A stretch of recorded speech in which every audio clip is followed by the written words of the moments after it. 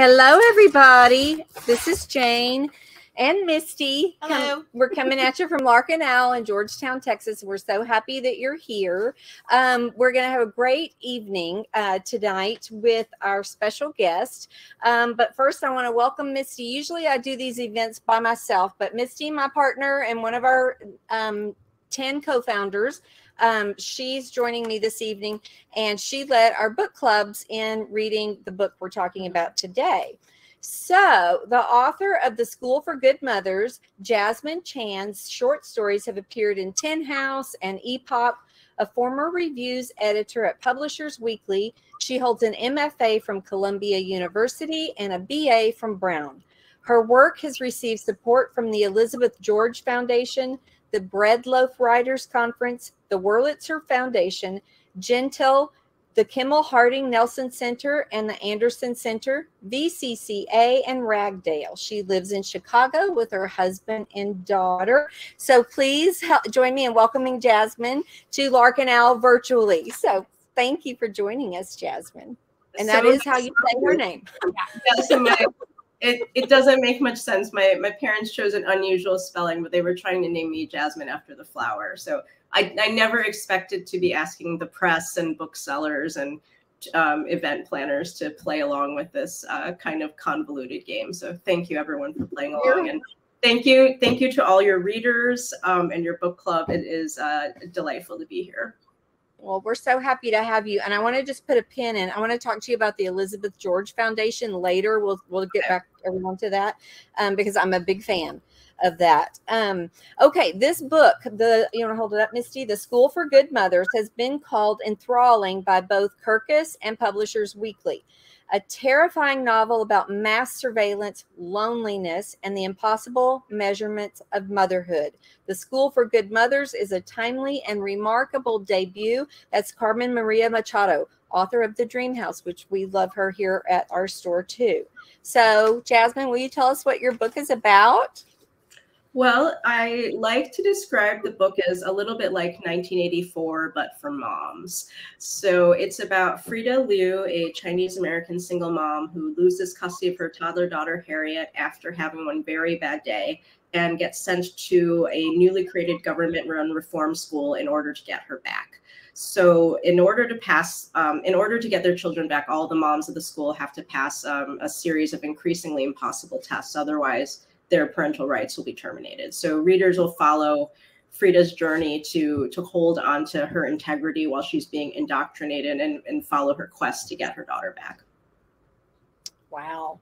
So Misty, you with Christina, our book bar, you led the book clubs in this book. Can you tell Jessamine the response that y'all got from this book? Yeah, as soon as people started reading it, they would come in the store, and they weren't even like done with the book yet, and they would come in the store and go, "Are you reading that book? I can't wait to talk about it." So there was this urgency about it, and we actually, the first time we were going to meet about the book and have the discussion, we had a terrible storm, and we had to delay the book club for a week, and everybody was so mad because they were dying to talk about it. So by the time we got together, they were ready with discussion, and there was, a lot of anger about the patriarchy and about the government systems and the unfair expectations on mothers. So we had conversations about that, the demands of mothers and the disparity between mothers for their resources based on their race, their socioeconomic level. The expectations that we ourselves experienced as mothers and the struggles that you face. Everybody was really freaked out by the dolls, the little robot children. And especially in the beginning, like kind of really upset they had to deal with these robot children. But then everybody also kind of got used to it as the book went through. And you start to get a little bit... you start to sort of see it as kind of normal by the end, which is so strange because it's so alarming at the beginning. And kind of on that same token, I think a lot of us were a little bit more judgmental towards Frida in the beginning and thinking, oh, wow, we would never make a mistake like that. We would never leave our child at home. But then by the end of it, even if you don't really totally identify with Frida, you're more sympathetic to her because she's trying so hard to be a good mother, and no matter what she does, to follow all of the rules and guidelines, it's never enough. And it's clear how much she loves her daughter, and she's not going to get to be with her, so we were all very sympathetic about that. And then at the end, there was, questions about kind of the ambiguous ending. Everybody, well, it could have ended like this, it could have ended like that, and people had different interpretations, whether they chose to take a more optimistic or pessimistic look at it. So there was a lot to talk about, and people are still talking about it, honestly. And that's so exciting to hear. Thank you. So our book clubs, we are limiting because of COVID. We started limiting them to 10 people, but the conversations got even richer with a smaller group. So then we had to add more sessions. Yeah. So yours was one of the first books we had to add a third session too. So I'm very honored. Thanks so much. Jasmine, the themes of this book are, if you say them, one after the other: loneliness, motherhood, surveillance, fear, what else did Carmen say? Impossible standards, those are not all themes that you would think to put together right away when motherhood is the inspiration or the thought. So how did all that kind of come together in your mind to get it out on paper? Well, I have to admit that I did not plan this book out. I mean, certainly if I had planned what themes might make sense in one novel, I'm not sure I would have chosen this bundle of themes, because it was definitely hard to pull off once I started down this road. But it was basically following my crazy idea to its completion, and just trusting that the crazy idea would mean something to other readers. So Frida's Very Bad Day came out of a very good writing day I had in early 2014. And it's the kind of day that you dream of having as a writer, where you sit down and you're writing for 6 hours and you end up coming up with the blueprint for a novel. I didn't know that that's how that day would go. I was just, I took myself to a friend's house in upstate New York because I'd gotten rejected from Yaddo and MacDowell again. And so I took my vacation days. I said I was going to work on my short story collection and come up with new story ideas. And so among a very large pile of terrible ideas, I came up with a good idea. And that was the beginning for this book. And honestly, all the pieces were there from the beginning, so I can't really disentangle them. So Frida and Harriet's story was there in the very first draft. So was the subplot with Tucker. So was Gus and Susanna and the women in pink lab coats and the dolls, and basically the voice of the school and the idea of the lessons, and even some of the mom characters were there from the beginning. So it was an incredibly fruitful day of drafting, and then it took years to develop that into an actual novel manuscript. But how did you, because you started this book before you were a mother, right? So, but yeah, so I'm curious how that began as the nugget of the book, that it was going to be this relationship about motherhood before you'd actually experienced it yourself. Was there anything that had kind of triggered that idea? Well, I think one of the big inspirations was just my complete fear and anxiety about having a baby and making that decision. So my all-consuming anxiety and stress about that really fed into the creation of this dystopian novel, and was a way to just process those big questions. Because I mean, it was the most intense decision of my life, and my husband and I are both artists. We love our daughter very much, but we also could have had a very nice, meaningful life without having children. And so it was something that we thought about for years before actually having a baby, and weighing what is happening with climate change. Is there going to be an Earth for her to happily live in when she's 50 years old, and other heavy questions. So it's something that we were pondering, and questions about motherhood and mothering culture were definitely on my mind. And one of the, I think, other sparks of inspiration was this 2013 New Yorker article by the journalist Rachel Aviv called "Where Is Your Mother?" And that is about a single mom who left her toddler son at home for a stretch of time, and then after that they never got him back.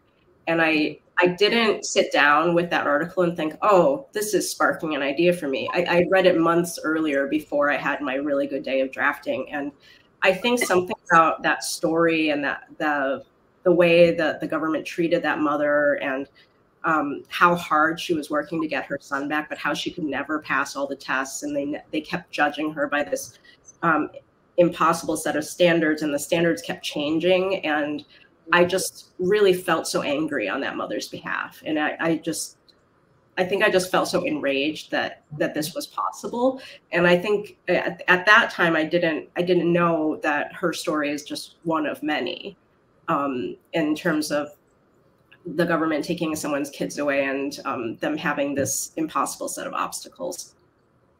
So I think Rachel's question fits in here really well. So our other partner, Rachel, who's not here this evening, she also read the book, and that was one of her questions, is what do you think about those impossible standards and those ever-changing parameters or standards that you have to meet, and as it relates to people who might not have as many resources as somebody else, or what do you think should be done or could be done to kind of minimize those situations? Yeah, and her question too is also what amount of government involvement or the society as a whole should be involved in parenting, as it's such an individual choice. How much oversight should there be, and when is it the point where you really do remove the child or you take away the parenting rights?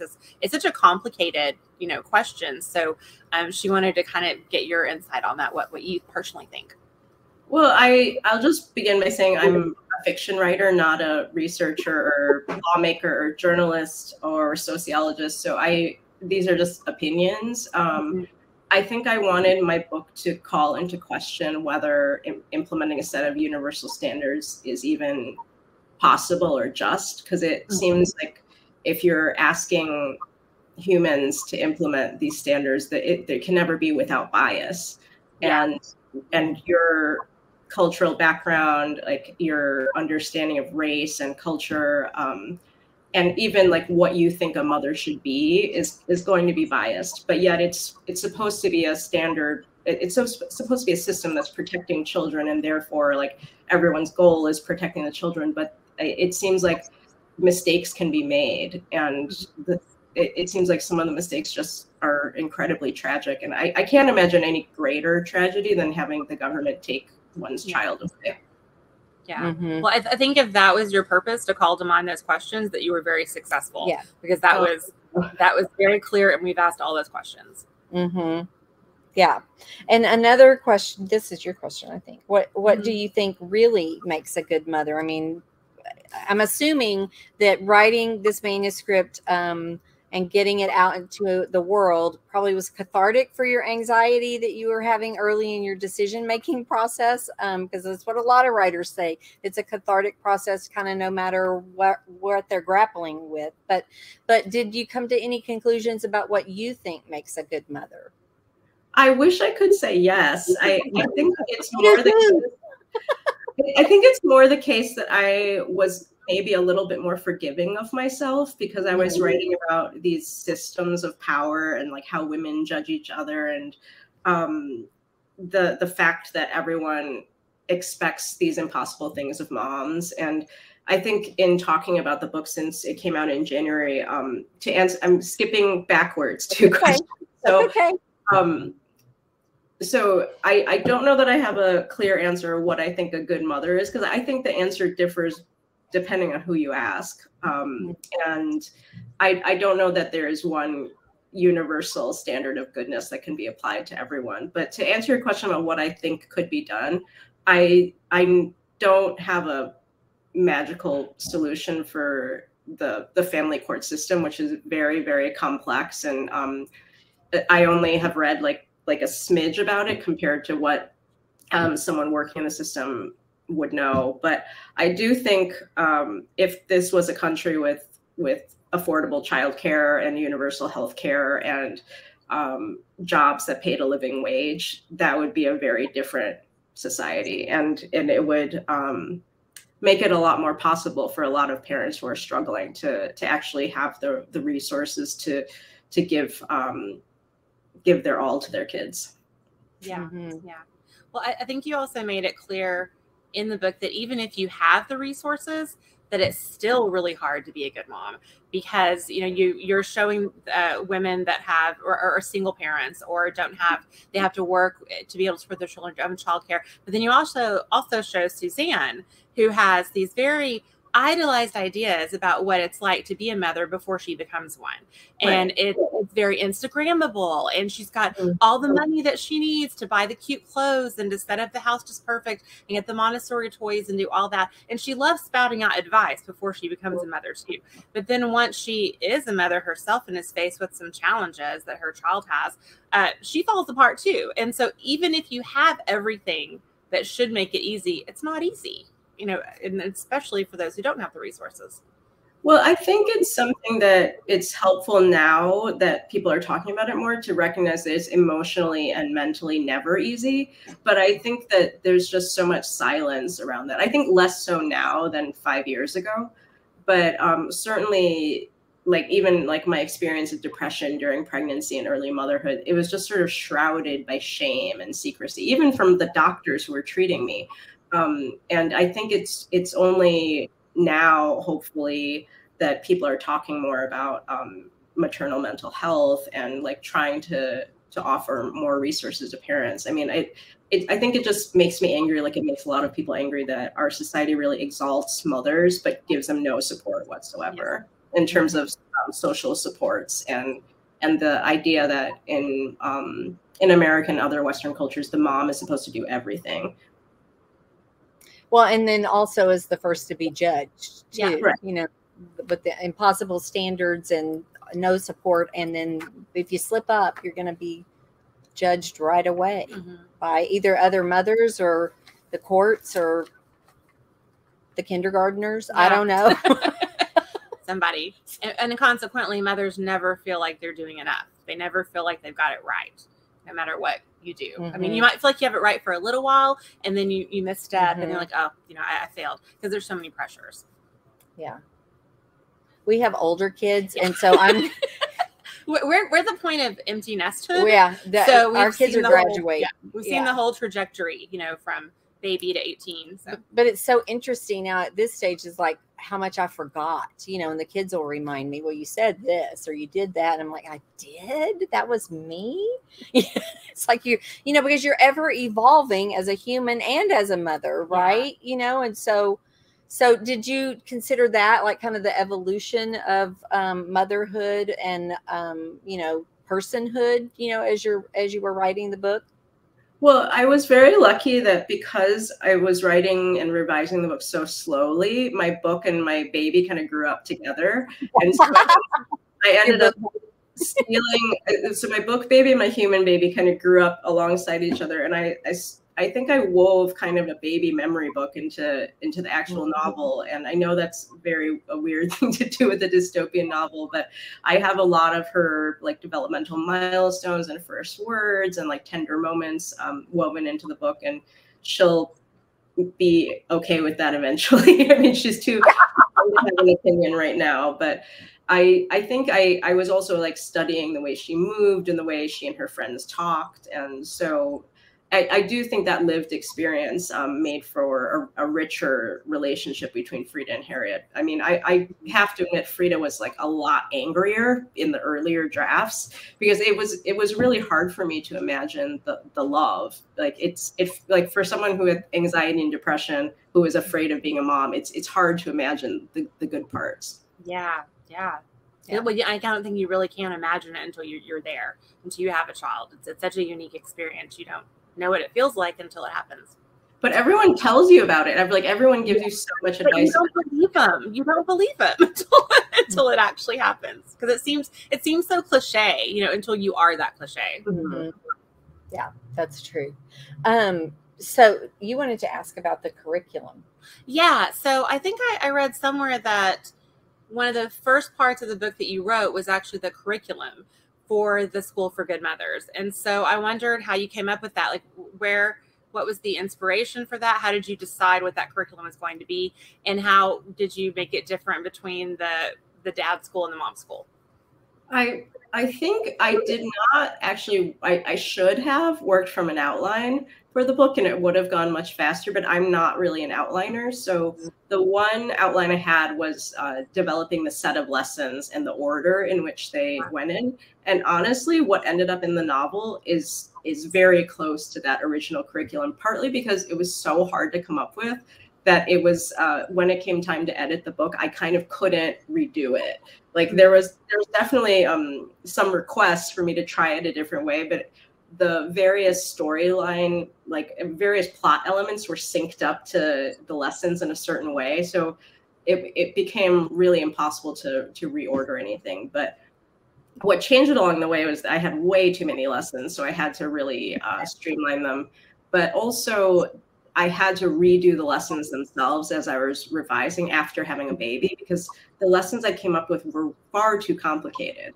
Like I didn't understand, like if you have a 20-month-old, to get them to move from point A to point B is impossible. So I could just have the moms have to make them follow a direction and have that be the test. I don't need to actually make them run through fire. In the earlier drafts, the moms were actually running through fire, and that was just totally unnecessary.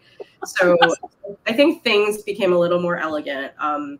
The idea of the dad's school being different was really to just play with the idea that there's just such a different set of standards for fathers. I mean, as I've I think said a couple of times, maybe even just earlier today or yesterday, I mean, there's not like a whole pile of think pieces about like fatherhood during the pandemic. I mean, there's a lot of pressure on dads too, but it's not this sense of soul searching and guilt and shame. Actually, since you said the word pandemic, there was a question too from our book club members about how the pandemic affected your writing, because you would have been winding up the book, I guess, when the pandemic started. So did that happen? I can tell you all about that.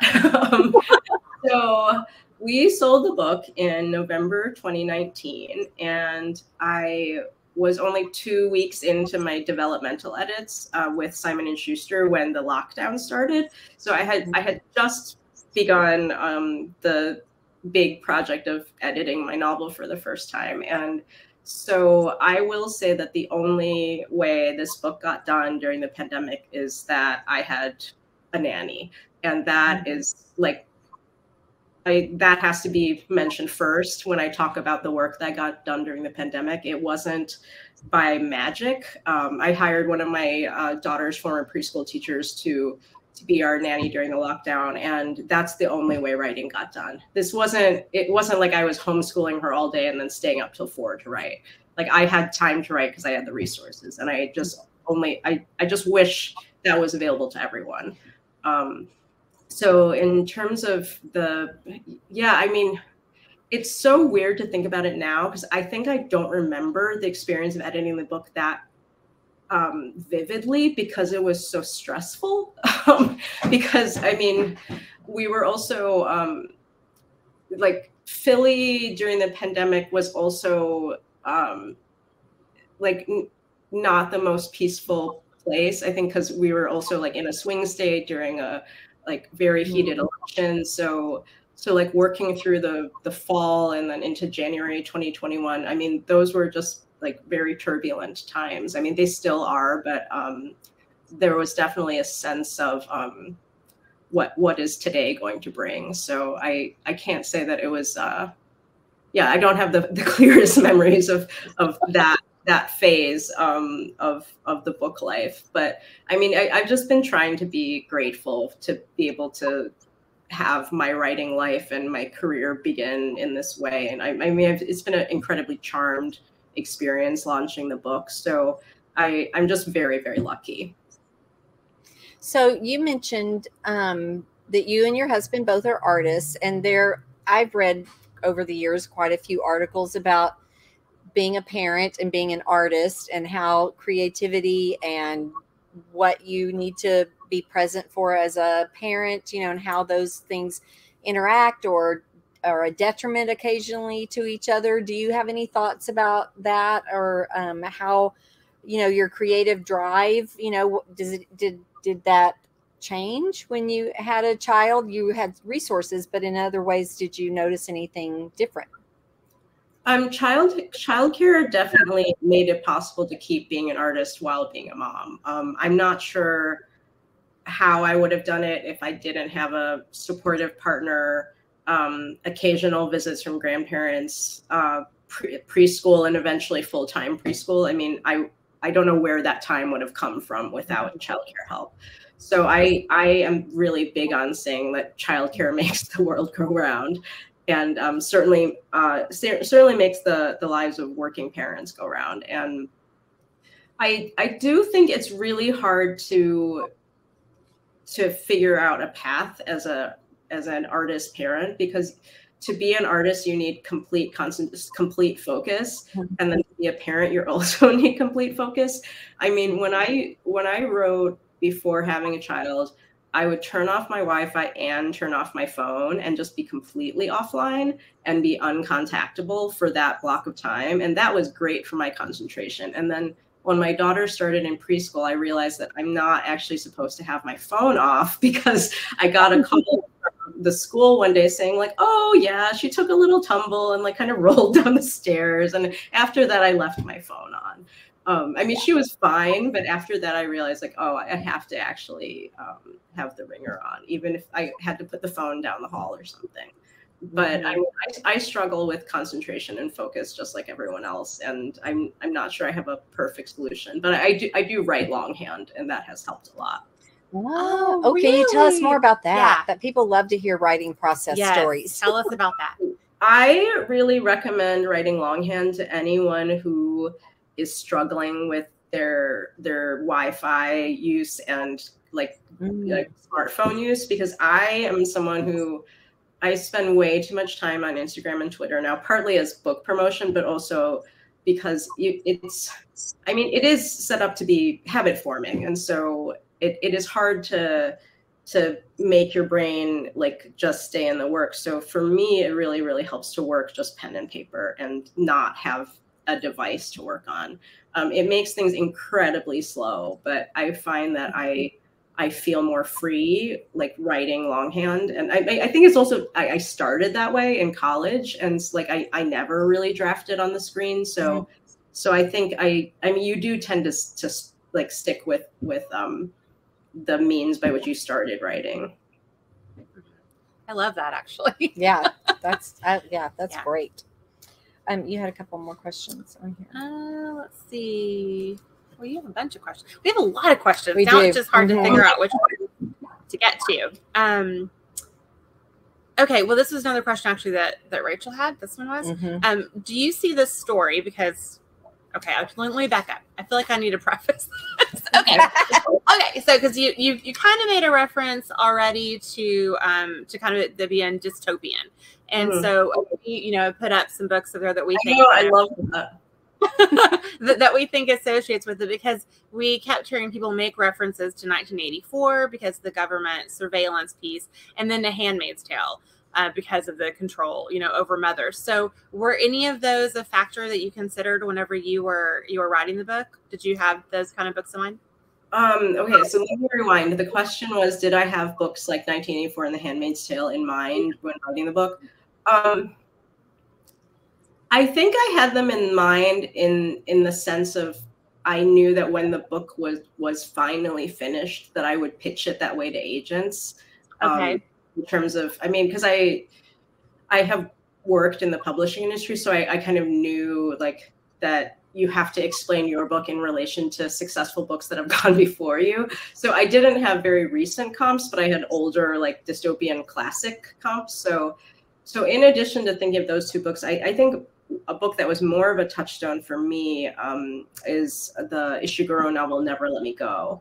So that book I really love for this really haunting mood, and I love that it's a lot like our world with just like one slightly different twist. So I wasn't quite like I definitely feel very intimidated by the world building in The Handmaid's Tale, because she invents like a whole religion and a whole other society and a new set of laws and a new set of customs. So that type of world building, I think, felt a little out of reach for me. And so I think I wanted to write about a world that was very much like our own, with technology that was just like a few steps in the future, not like with spaceships.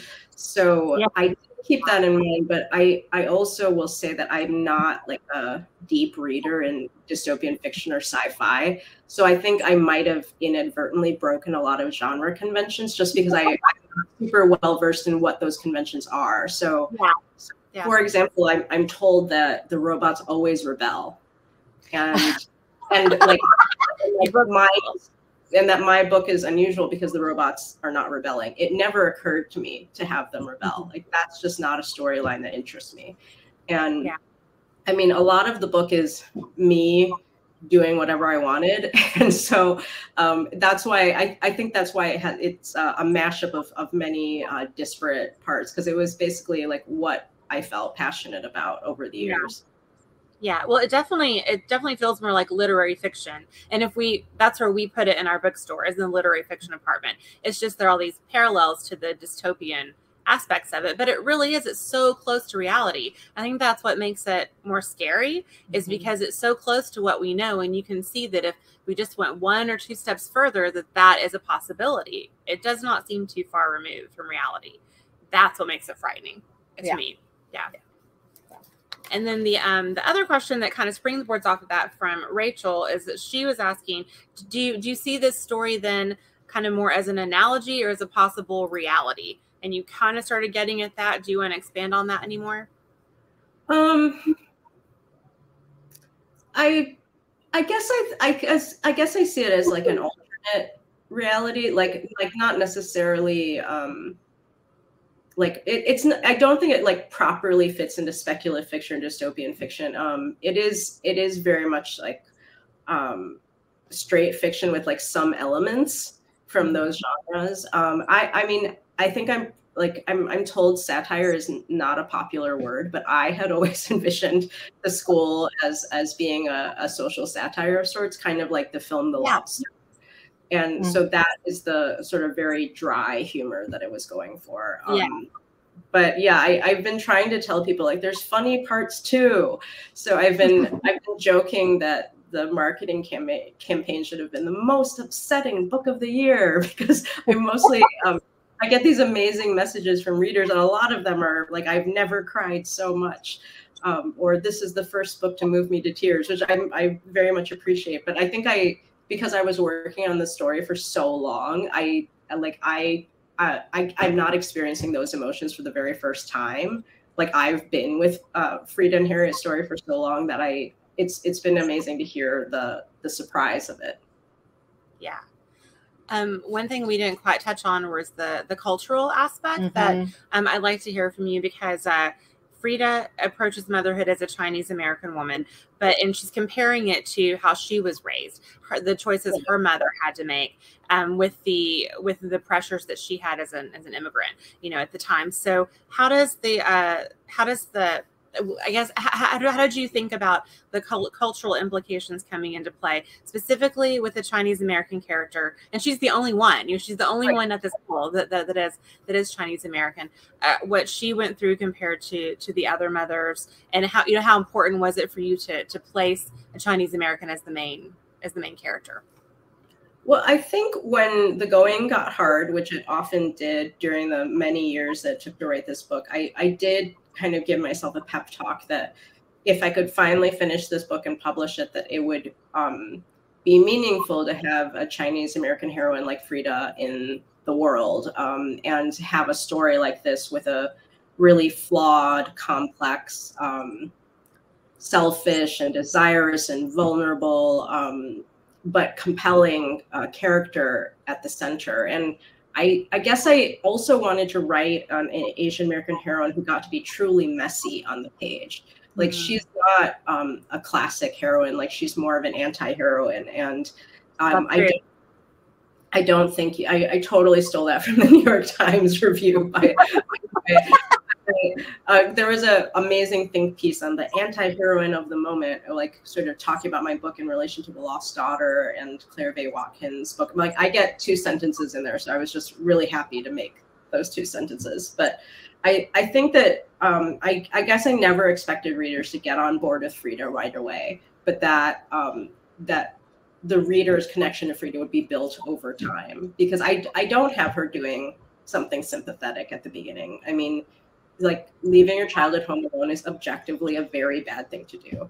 And it, to me, I was not interested in having her do something truly innocent. Like, people suggested having her just leave her daughter in the backseat of the car and run into the store to grab her wallet or something, and then get caught by the police. Like, something where it would be an innocent woman fights against the system. Like, that to me wasn't as interesting the story to wrestle with over time, because I really wanted Frida to have to deal with her guilt and shame and questioning the mistakes she made. And I mean, it's not like she does the bad thing and she doesn't pay for it. She's paying for it for like 300 pages. So I mean, she definitely has to deal with punishment, but I guess I did want her to have the full range of possibilities open to her, and that also means making mistakes. So I didn't want to write someone who was always going to get it right every time, and she does a lot of self-destructive things, which I think makes her more relatable. Yeah, definitely. So what about the dynamic between her and her mother? You know, do you want to speak to that? How as when you become a mother and start to understand more about your own mother, do you then have kind of forgive your mother or have a different perspective? Because, you know, she finds out something that she did not know that completely changed her point of view. So can you just talk about that a little bit? Oh, I have to give credit. I know my therapist is not watching this because she has it's like quite late in Philly, but my therapist actually came up with the Frida's mom's tragic backstory. So I wish I could give her credit. It's not every therapist who can like work through a subplot problem with you. Yeah. Help me out with the backstory. And I think there was the question of where the intergenerational trauma came from. So that was one way to write about it. I mean, it is a tricky thing to figure out how to write about trauma, like how much can readers take in a book that's pretty dark. So my agent and editor definitely worked with me over many, many drafts, and my British editor too, like building in warmth and lightness to counter the sorrow in the book. Yeah, I thought that aspect of the intergenerational trauma was fascinating, because that keeps coming up, and I'm seeing it more and more coming up in novels, and then in kind of more self-help, you know, books where that's being talked about more. And I think it's really interesting because it underlies so many of the problems that we all have now that go back to some intergenerational trauma, but we're only just now talking about it, even though it's really the beginning of it all. So I like that you had that in the book. Yeah, I would say for anyone who wants to read the like very lucid, eloquent version of talking about intergenerational trauma for Asian Americans, Kathy Park Hong's book Minor Feelings talks about it in a way that like I will never get to that level of clarity. I mean, she says so many things that speak to my experience that I've never seen on the page before, and also that I was never able to articulate for myself. And I think there's one passage where I think she's writing, I'm going to quote it wrong, but I think she's writing about being a poet. And I mean, for me, for me and my sister is an artist too. I mean, it's not an easy decision to be an artist as a child of immigrants. I mean, what right do I have to do that? My parents sacrificed everything to give me an easier life, and yet I'm choosing to like make my life so much harder by being an artist. And so it's just a really different set of experiences. And I mean, I do think that there's a lot more conversation about the Asian American experience now, because I mean, certainly growing up in the 80s, like with no other Chinese kids around, it was just a very lonely and alienating experience. And I'm sure that fed into my depiction of Frida's childhood. So I want to give our viewers a chance to put some questions in the chat box, and Haley's going to help us monitor that. But while she's doing that, Jasmine, I wanted to ask you about you had a very accomplished writing career before your debut novel, which this is your debut novel. So, and you, as I listed in your introduction, some really great awards and accolades, so including some support from the Elizabeth George Foundation. So could you just kind of talk about your career on that end, you know, and kind of what you've done and where you sought out, you know, support and opportunities for writers? Well, I really appreciate that you thought it was very accomplished, because I'm sure every writer just looks at their little paragraph bio and thinks, oh, I want all these, like, I want all the things, and they're not all there. And so I think the hard thing as a writer is that you're constantly comparing yourself to other people, and also the goal of the first book feels just so far away. So I was telling you before we went live, I'm 43 now, and I started writing fiction as a college freshman. And I certainly thought I'd publish my first book at 28, and that obviously came and went. But I think my career is really, it's just a very slow build to this first book. So I think that there's, I think I certainly have received the question that, like, it feels like an overnight success, or that this happened out of nowhere. But I think behind everything that seems like an overnight success are many, many years of struggle. And that's not necessarily visible, because I wasn't a person on the internet until 2019. Like, I didn't have any public social media accounts. You couldn't really find me anywhere. And I just chose to deal with my writing life offline. Like, I just knew that if I went down those rabbit holes of, like, posting stuff or posting about my writing, that I would kind of never get my concentration back. And so I've been very, like, slowly building my resume, but also, like, protecting my privacy too. So like getting those shots at residencies and, like, the support from the Elizabeth George Foundation, like, it's just so wonderful that there are organizations taking a chance on writers before they're published. Like, I got a residency at the Ragdale Foundation in Illinois in 2007, like years before I published my first short story, because they had blind submissions. They gave me a 5-week residency, and that really changed my life in a lot of ways. And I mean, it's just I think a slow accumulation of, like, people taking a chance on you. So for writers or wannabe writers out there, there are opportunities. There are competitions. There's residencies, and as Jasmine was saying, the Elizabeth George Foundation, that is actually the mystery writer Elizabeth George, and she has this wonderful foundation where she gives away quite a lot of money every year to writers.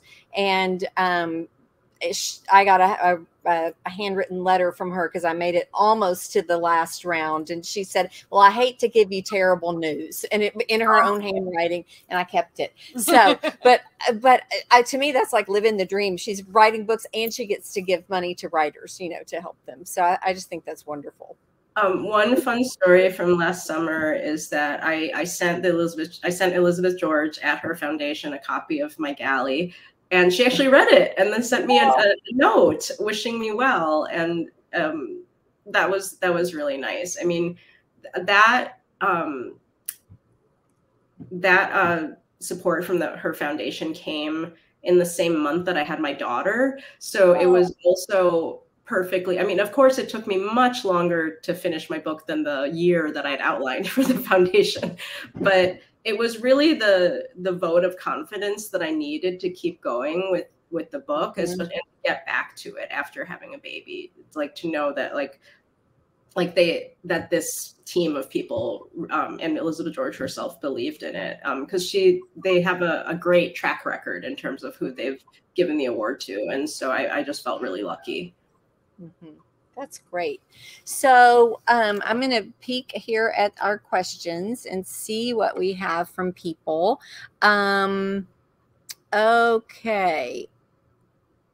Oh, they're saying that they love the books that you were suggesting. Let me go to the question box. And then Haley, let me know if you hear anything else.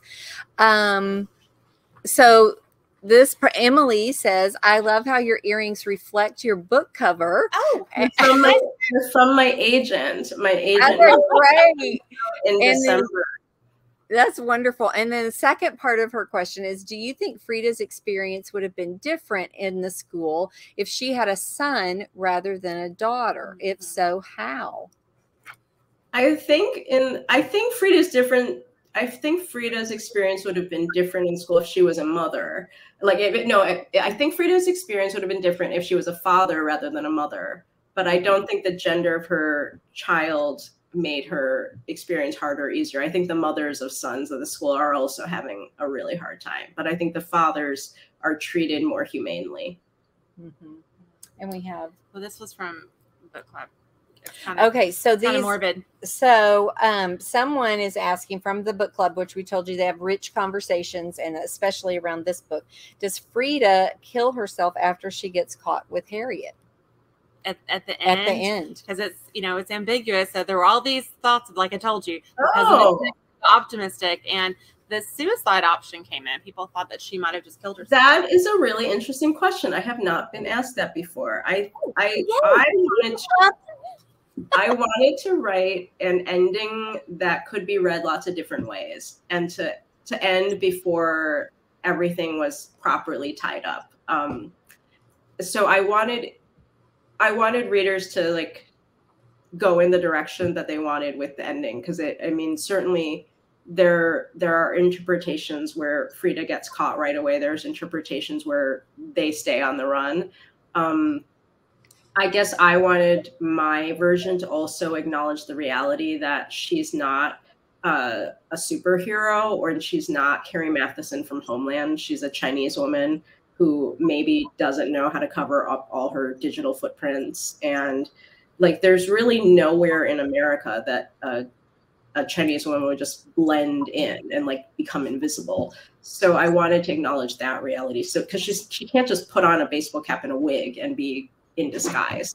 So I guess I did imagine that she would potentially go to jail for taking Harriet, but that I wanted them to have some time together, even if it was fleeting. But I don't think I imagined Frida killing herself. I certainly imagined her dealing with those feelings of wanting to do things when she's in deep despair.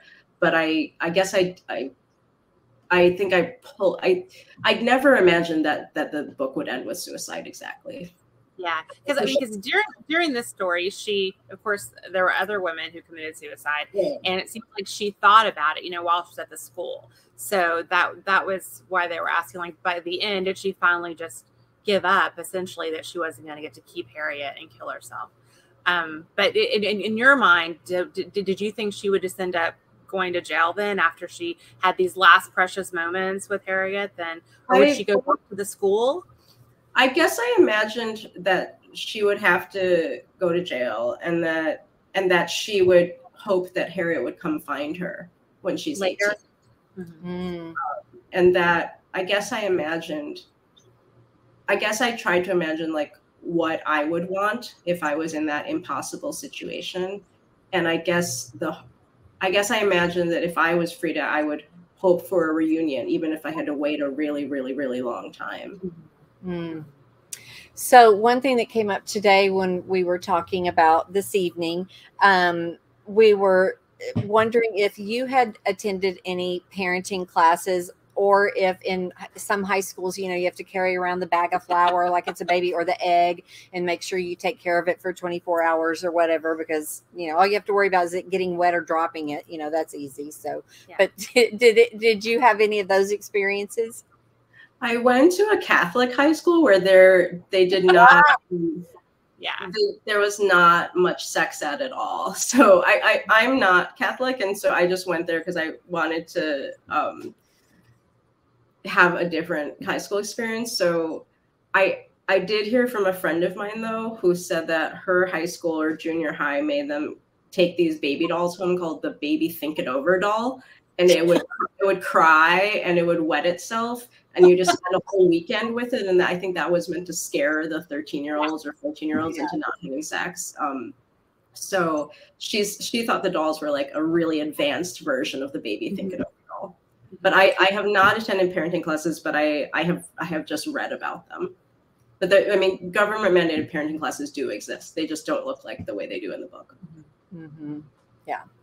Well, The fun ones. but yeah. So okay. So our book club kind of grew out of an author series I did in people's houses, and which was really just because I wanted to interview people and talk about their work. And we got to do that, and now I still get to do that, which is my favorite part of this job. But I stole a bunch of questions, that are fun. That people, if I forget to do these, people will email us or call and say, "Why didn't you do the questions?" So these I borrowed from some of Brene Brown's work, from Kelly Corrigan's great interviews, even before she was on PBS, and also from the Actors Studio television show that used to be on. So it's kind of like the rapid fire at the end of Brene Brown's podcast. Mm-hmm. Yeah, a little bit. So which historical character do you wish could be a friend of yours? That is a hard one. You started difficult. I'm sorry. Yeah. We can come back to it if you want. I mean, let me come back to that one. Okay. I don't have names right at my mind.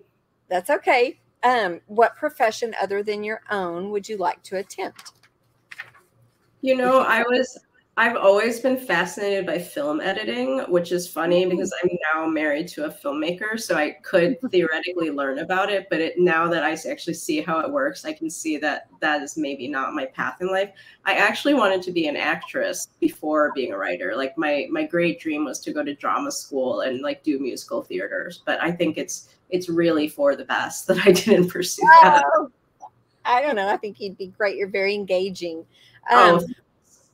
Well, you're welcome. What inspires you to show up when you're feeling uncertain or fearful or you're dreadful of something? What keeps you taking that step forward into the unknown, or however you want to think about that? Well, if you're talking about my writing, I think the thing that keeps me showing up is reading great books that inspire me to keep writing. The one that comes to mind that most recently fell into that category is the memoir Easy Beauty by Chloe Cooper Jones, which is coming out in I think just 2 weeks. It's one of the best books you will ever read. It would be a great book club pick. Write that one down. Write that down too. Yeah. Okay. And I mean, it's just so good on every level and so smart and so beautifully written and just so rich in ideas that it really was a book that made me want to like get back to drafting new work. And in terms of what keeps me showing up in general, I think a lot of showing up happens for my daughter's sake, because certainly I've been feeling terrible about the world this last 2 years, like everyone else. But I mean, if we are like trying to be good parents to her, we have to like stay hopeful and like try to keep it together. And certainly that's been a struggle. Yeah. So what, if anything, gets in the way of your creativity? And besides reading good books, how do you move through some of that? Oh, the number one thing that is getting in the way of my creativity is the internet. So, I mean, like I would get so many hours of the week back without, I mean, I'm doing as much doom scrolling as everyone else. And, I would just have so much more space in my brain if I was not online as much. So I feel like that's a very modern problem that the writers of like 50 years ago didn't have. Right. They had it so easy. There were no distractions at all, surely. What movies or books do you return to again and again, and can you tell us why? Or TV shows? I love this question. You didn't ask about TV, but can I answer with a TV show? Yeah. Yes. So I've been trying in all my interviews since like a month ago to mention Yellow Jackets, even though it has nothing to do with my book. So it's really very little to do with moms, and is not dystopian. But Yellow Jackets is one of the most exciting things I've watched in years, and it's just so super crazy. And I graduated in high school in 96. So I'm the exact same age as the present day women in the story. So there's also this crazy flashback to like what senior year of high school was like in 1996 and like the music they listened to and the way they dress. So that was very haunting. And in terms of movies I return to, I love the films of Wong Kar-wai, like In the Mood for Love and 2046. So I'll watch those again and again. I love Jane Campion's work. I love The Piano. I really want to see Power of the Dog. I did love the Lost Daughter film, which I think the first movie I saw this year. And I love Jane Campion's TV series Top of the Lake, which is that was good. So good. I think both seasons are so good. In terms of books I return to a lot, I'm a huge fan of Michael Ondaatje and Joan Didion, and I love this very obscure novel called Mrs. Caliban by Rachel Ingalls that was out of print for a long time, and it's about a unhappy housewife who falls in love with a mysterious sea creature that's escaped from a nearby lab, and it's like the most beautiful book you've ever read. You'll love it. It's very strange. And it's called Mrs. Caliban, Caliban, and it's by Rachel Ingalls. And I love my friend Diane Cook's work. She wrote the story collection Man v. Nature, which partly inspired my book. And I love her novel, The New Wilderness.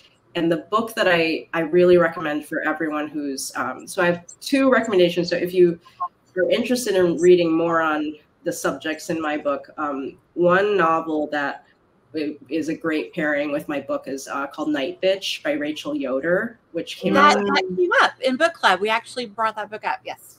Yeah. So that's also a great companion read, but also the nonfiction book called Small Animals by Kim Brooks, which talks about her experience with the family court system and getting in trouble with Child Protective Services. And then it's a blend of memoir and reportage. So that's my incredibly long answer to your quick question.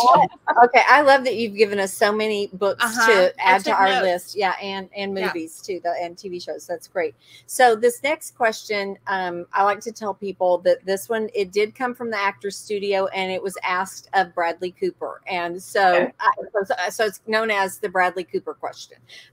So how you're very accomplished at what you do, obviously, but how do you get good? How do you advise others to get good at what they're interested in or what they do? I mean, more than anything, I would say keep going, because if I had given myself a time limit on when a first book would be published, like if I had said, if it's not happening by 30, I'm going to quit. If it's not happening by 35, I'm going to quit. There would be no book. So I do think you have to have a lot of patience. I mean, some things are much harder to acquire, like supportive friends and family and people who will believe in you and great teachers. So, I mean, I think really getting good at any skill in life or any art form, like, depends on this combination of magical ingredients. And like, there is some element of luck, there is some element of hard work, but a lot of things have to come together. But you do have to have like dogged, blind faith in the story that you want to tell, because otherwise you're just going to find something else to do. I mean, there's like a zillion other things to do that are easier than a novel. Yeah, and along with those distractions too, right? So, okay, so what's on your nightstand right now? I am actually, I can tell you. So I just started this book called The Rock Eaters by Brenda Peinado, which came out last year. And we're going to be on a panel together at the AWP conference in Philly. So I'm doing some research. I also am halfway through the novel Vladimir by Julia May Jonas. And I need to get back to it, but I have had like event reading to do. And I just got, so my galley brag that I just got in the mail yesterday was the new novel by Megan Giddings, the author of Lakewood, and her novel's coming out in August. It's called The Women Could Fly. So it's a dystopian novel, and the women in the book are witches, and so it sounds incredible. We love a good witch book around here. Yes, we love We it. a lot of witch stuff. So. Okay. Look for The Women Could Fly, coming out from Megan Giddings in August. Okay. I'm such a fan of hers. Lakewood is one of my favorite books. People love a witch theme. They really do in a book. Okay. Okay, so what's your least favorite word? I don't know that I have a least favorite word. I don't think I think about that much. And how about a favorite? Do you have a favorite word, just in general? I think I probably say yay more than the average person, like in a very toddler-like way. But I mean, it's so hard, like when you're like getting used to public speaking, to like get rid of all the verbal tics. I would love to get rid of all the likes and ums. So I would say those are probably my least favorite words, but yet they're used all the time. Yeah, that's hard. I think I struggle with that too, because I'm a big I'm thinking before it comes out of my mouth, so that's it slows you down. Okay, how about your favorite curse word? Can you narrow that one down? This is I know it sounds so prim, but I don't actually curse that much. Like that's okay. Like I've had this like brought to my attention by a lot of people. I think it just never became a habit. Yeah. That's okay. There's no judgment whatsoever. However, give it time, because the further you get in your 40s, women tend to get more cursy. So it could happen. Yeah. And then our last question is also from the Actors Studio. If heaven exists, what would you like for the god or goddess to say to you when you arrive at the pearly gates? I would like to see my grandmothers. So I don't know that I want a specific conversation, but I would like to be with my grandmothers again. That's lovely. That's lovely. And it's been lovely speaking to you, Jasmine. I mean, really, this was a treat. And thank you so much for your time. And usually people ask us how they can support authors, how they can support indie bookstores. And I will tell you, follow Jasmine on all her social medias. You just heard that she is on there. And so you can follow her, buy the books that the people write, and then share those with your friends. Tell people how much you love it and encourage them to go and hopefully buy the book at an independent bookstore near you. And if you aren't near us, you can go to our shop on bookshop.org, and we have our own store there. And it's like the A word, but for independent bookstores. And we promise that our profits will not go toward going to the moon, because if we go to the moon, we're all going together. Okay. And so the last little bit is, if you'd all sign up for our newsletter on our website at larkandowlbooksellers.com. That's how you're going to find out if we have more great author conversations coming up. And we just can't thank you enough. And you have an open invitation to come in real life, and we'll offer babysitting anytime you want, Jasmine. Okay. And our book club this is really above and beyond that. Like, I can visit a bookstore and you've promised me childcare. It's amazing. Yeah, it's fine. It's fine. Well, and that's true. We had one of our booksellers had a baby when she was, working here, and she said, I want to come back to work sometime, but I just don't know when. And we said, bring the baby. So she did, and we had a bookstore baby. Now the bookstore baby is in preschool, and so we don't get to see her as much. But Maria brought Goldie and wore Goldie, and Goldie would have the duster or whatever she would have in her hand, and they would just go through the day. And so we love having bookstore kids around. So. Well, that's wonderful. I will definitely keep that in mind. Thank you so much for such a fun conversation, and to your book club readers, I really appreciate everyone engaging with the story. Yes, we're looking forward to the next one. Yes. Fingers crossed to get back to writing. Hopefully it won't take you 7 years, but if it does, well, I can't promise that, but I will see. People will be happy either way. Yeah, I'm very much a snail's pace person, but I will see what I can do. Are you working on something right now? Do you know what you're going to do next? Truth be told, I'm mostly working on like book promotion and the tour. So I'm hoping to carve out some writing time soon, but it's been exciting. I'm gonna have a chance to go to some festivals and like be on panels with other authors. So it'll be exciting to like actually get out of the house a little bit more as the months go on. Well, that's wonderful. We look forward to that, and come visit, okay? And good luck with everything. Thank you. Thank you so much. Thank you guys for tuning in. Good night.